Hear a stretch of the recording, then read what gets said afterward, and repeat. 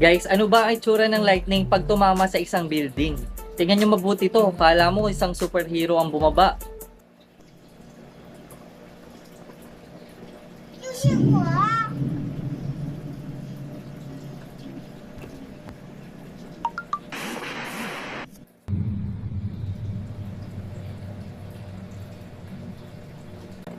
Ito pa. 哎呦我操！哎呦我操！哎呦我操！哎呦我操！